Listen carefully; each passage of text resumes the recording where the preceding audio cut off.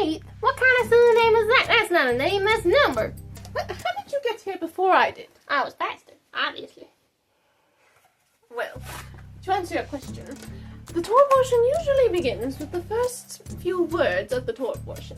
In this case, the Torah portion begins with, "And it came to pass on the 8th day." 8th day of what? Do we really need to go back and review the last Torah portion for you? Yeah, I wasn't here last time. I need myself some context. Oh, let me see. We left off with the anointing of Aaron and his sons, and Yah commanded them to be in the tabernacle for 7 days. Oh, I see. So this is the day after that? Indeed. Okay, gotcha. Do you have any more questions? I'll let you know if I do. And it came to pass on the 8th day that Moses and Aaron and his sons and the elders of Israel came together. Okay, Aaron, take a young calf for a sin offering and a ram for a burnt offering without blemish and offer them before Yah. You gonna do it? Because I can't. I was nodding. Oh. Okay. Alright. Then tell the people to take 10 of the goats for a sin offering, a calf and a lamb, yearlings without any blemish for burnt offerings. Anything else? Yeah. And a bullock and a ram for peace offerings to sacrifice before Yah, and a meat offering with oil, mixed with oil, not just with oil, mixed with oil. And do all that, for today Yah will appear unto you. And they brought what Moses commanded before the tabernacle, and everyone drew near before Yah. And Moses said, This is the thing that Yah has commanded you to do, and the glory of Yah shall appear to you. Aaron? I'm over here, Moses. Oh, okay. Aaron, go offer your sin offerings and burnt offerings on the altar. Then offer the people's offerings. Okay. And Aaron offered the offerings, his and the people's. And Aaron lifted his hand toward the people and blessed them, and the glory of Yah appeared unto all the people. And there came a fire out from before Yah, and consumed upon the altar the burnt offering and the fat. Which when all the people saw, they shouted, and fell on their faces. And Nadab and Abihu, Aaron's sons, took censers for incense, and offered strange fire before Yah, which he commanded them not. And there went out a fire from Yah, and devoured them, and they died before Yah. I got a question. I thought you might. What is this here strange fire, and why did they offer it before Yah? Well, we don't really know for sure. Would you like to watch a speculative reenactment on how the situation may have occurred? I'd like you to speak English. Would you like to see a skit on how it might have happened? Oh, yeah, let's roll it. Whoa, you see that fire? Whoa, yeah, that's so cool. Why don't we take some censers and burn some incense? Oh, yeah. Why would you want to do that? Why not? Yah didn't command us to do that. Besides, we're supposed to use the holy fire from the altar of incense. So, we need to approach him in the way that he says to. I know you didn't get to go up with this little brother, but Abihu and I actually went up on the mount to see Yah. You know, when Dad, Uncle Moses, and all the elders went up with there. Yeah, we got to go with him. We got to eat with him. We got to drink with him. And he didn't do us. Yeah, have you ever seen Yah? Or had dinner with him. No, but we just spent a whole week consecrating ourselves to him. And Uncle Moses said to keep the charge of Yah, that we die not. Fine. If you're scared, don't do it. Nadab and me will do it ourselves. Was it just me, or was they holding shine? In the speculative reenactment, yes. But why? Well, if we continue with the portion, then you'll know. Okay. Then Moses said to Aaron, This is that Yah spake, saying, I will be sanctified in them that come nigh me, and before all the people I will be glorified. And Aaron held his peace. So Moses had the sons of Uzziel, Aaron's uncle, carrying Nadab and Abihu out of the camp And Aaron, Eleazar, and Ithamar not to rend their clothes or uncover their heads, or to leave the tabernacle, but to let the people mourn for them. And Yah spoke to Aaron, instructing the priests not to drink alcohol while in the tabernacle, so they could tell the difference between holy and unholy, clean and unclean. Oh, is that why they're holding shine in the speculative Speculative reenactment? Yeah, the skit. Yes, that is why. Because some people believe that they were drunk, and that's why they didn't know what they were doing. Right there's a lesson for you kids. Don't be drinking. And Moses told them to eat their portion from the offerings, as Yah had commanded before. Then he diligently sought the goat for the sin offering. Where is that sin offering? What happened to it? Does anybody know? Maybe you could see if you moved your veil, Uncle Moses. Oh, yeah, I forget about this thing sometimes. Huh. I still don't see it. You see those ashes on the altar? Yes? That's it. What? You didn't eat it? No. But you were commanded to. If you don't bring the blood of the sin offering into the holy place, you're supposed to eat the sacrifice to atone for the people. I know I just told you about this like 4 chapters ago.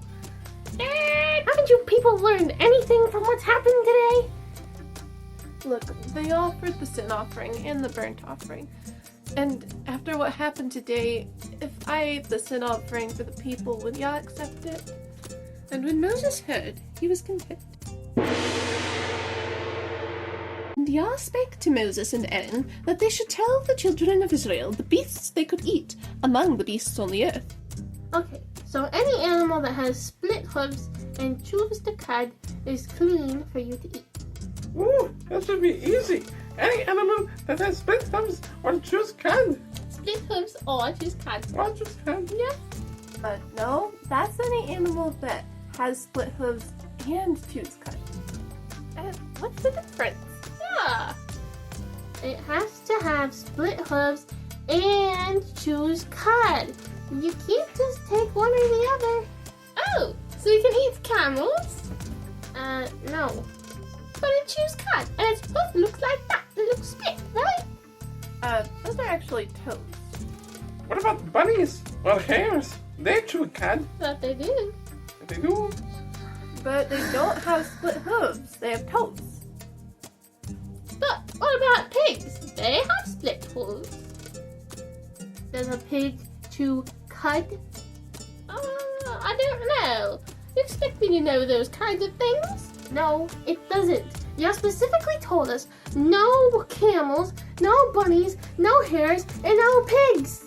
And why didn't you just tell us not to eat those 4 animals instead of making it sound so complicated? Yeah, are you trying to confuse our little brains? Not everyone is as wise or smart as I. Because those are just examples. And look, it's not complicated. Just don't eat anything without hooves or that doesn't chew the cud. Yeah, and don't touch their carcasses either. No, don't do that. Same kind of deal with the fish too. Only eat fish with Lemon juice and a lovely spread of Greek yogurt and a bit of garlic. ooh, and dill. Don't forget the dill. Dill? The parsley flakes. I don't know about the parsley. I like it with I parsley don't like flakes. parsley flakes. I like I only parsley like flakes. parsley flakes on occasion. And oregano. You are not a cook. Leave me your business. But I have a elsewhere. show. Okay. Stop it. No. Only eat fish with fins and scales. Alright? If that's not on there, then don't eat it. Does this count as a scale? No. Okay, what kind of birds can we eat? Only ones that don't have rainbow feathers and turquoise beaks? They're lousy eating. Besides, when have you ever seen a bird like that? In my imagination. I would love a bird with rainbow feathers and turquoise beaks. You're both idiots. No, but the birds just don't eat anything that's on this list. Are quails on the list? Who's ever heard of it? Oh, wait, yes, what? A quail? No, do you really think Yah would send you unclean birds to eat when you asked for flesh? Did that happen? I don't remember that. Maybe did not. How is he gonna give us meat. I have trouble remembering these little things. I do not. Then basically stay away from all the creepy crawly things. Unless they have jumping legs over their feet like locusts or grasshoppers.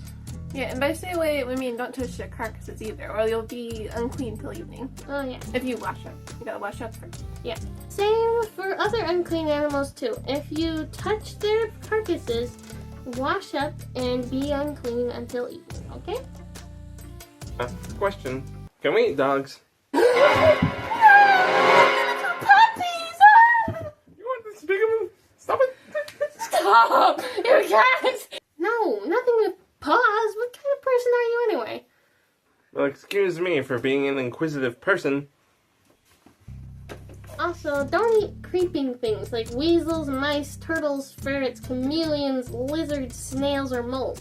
And if this stuff dies on your stuff, then wash it. And if it's in an earthen pot, you have to break it because that's unclean. Yeah, and even if the water from their carcass touches your food or your drink, even that's unclean. Don't eat it. Yeah. Gross. What if something dies in my oven? Have you had that happen before? It would be I'd awful. You rather cook not something talk alive? about it. Your life's a despicable. Break it.